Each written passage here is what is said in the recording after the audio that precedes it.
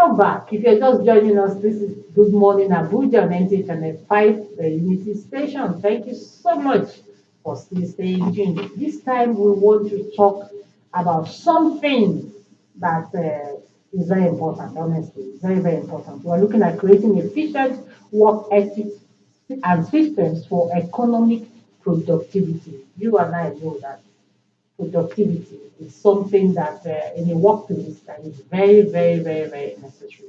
We have a business analyst, or we like call him a business expert in the house, who wants to tell us or enlighten us what and what to do. Please join me as I welcome engineer Abayomi Onosoya. He is the Global Director, African House. Thank you, sir, for joining us. Thank you for having me. Good morning.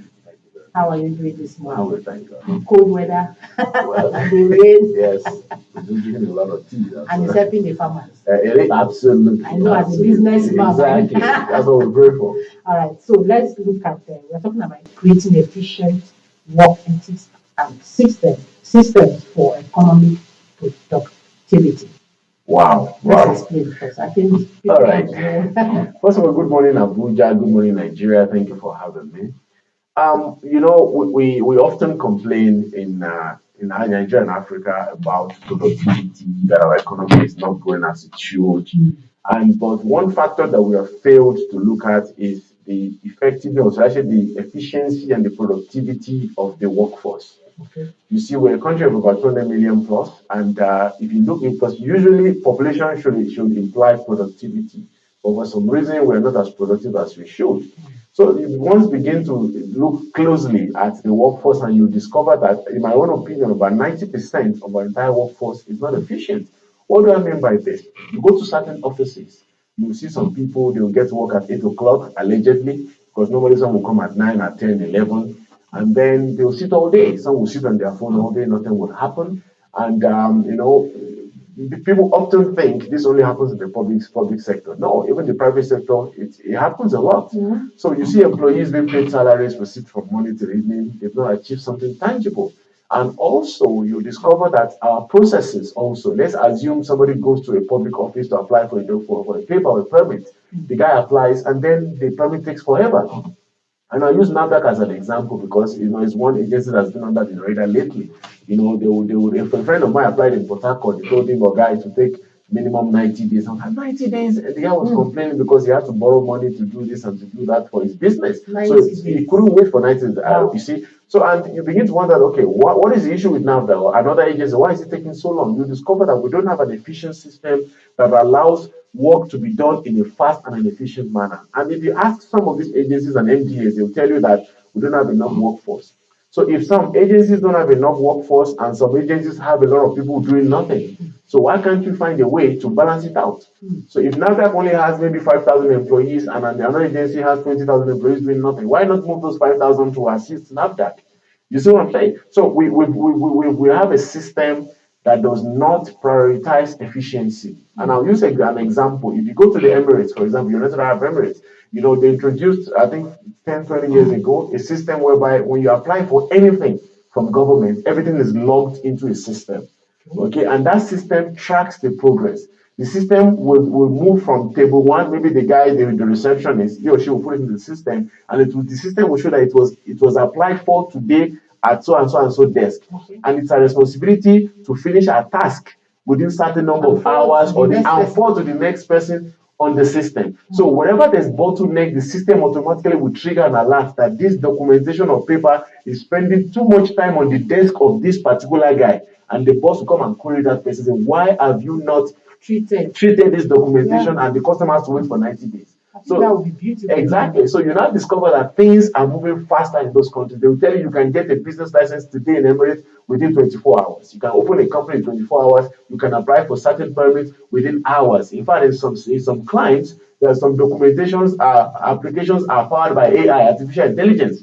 Because the system will look at your applications, because normally, the excuse that they tell you is that the organ needs to give approval, right? And organ has sets of rules or things is looking for, either to accept or reject your application. So once the information is on the application, the computer will decide for the organ and say, I have seen that what information he has provided, the documentation he has provided shows us that you should approve it. So system will give a pre-approval on the spot. So it is not left for the boss in the end to just glance through the application for the sake of, which grammar would I use now? For the sake of, or to fulfill all righteousness. We just glance through and just click on the system. So you get things done faster. Okay, let's look at strategies for developing this work system. Well, for strategies, like I said, number one, we need to include IT, a lot of technology in the way we operate. Okay. Every MDA, including NTA, NAFDAC, police, Air Force, should have a system where everything is logged into. And this system must have also systems of checks and balances, maybe from the office of the head of service, where they can check abuses or delays or alleged cases of corruption or whatever, so they're able to push people to be more efficient. That's number one strategy. Number one strategy is there should be what's it called, punitive measures of punishing people who do not perform who don't perform according to the standard. And I'll give an example. When I was working abroad several years ago, I was on for an American company, and every 3 months, the CEO, as big as he is, he has branches all over the world, will come himself to every country and sit with each employee every quarter. He will say, "Oh, yeah, sit in front of me. Only two of you and your general manager in one corner." He will say, "Yeah, tell me what you've done in the last 3 months.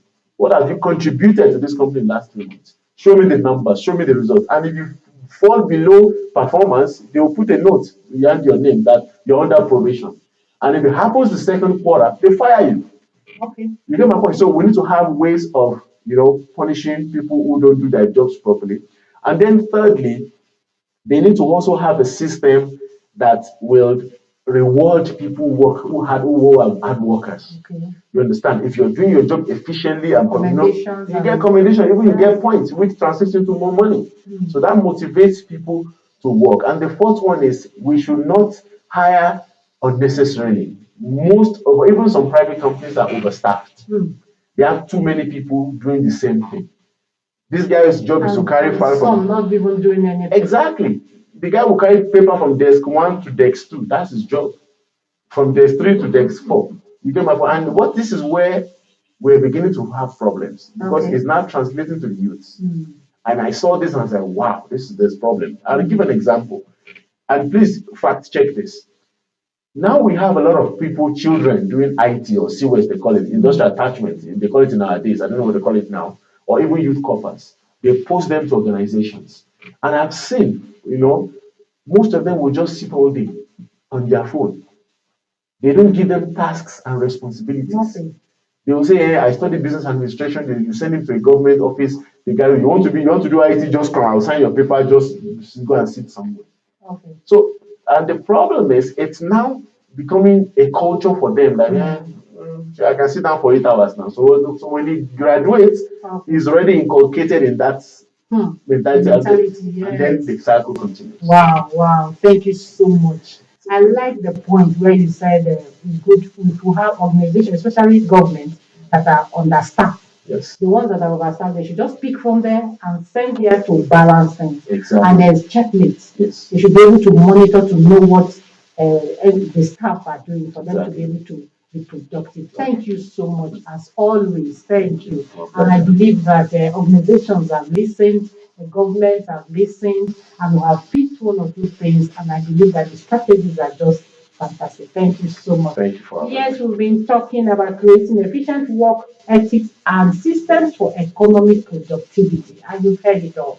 Let's go on a break. And when we come back, the program continues.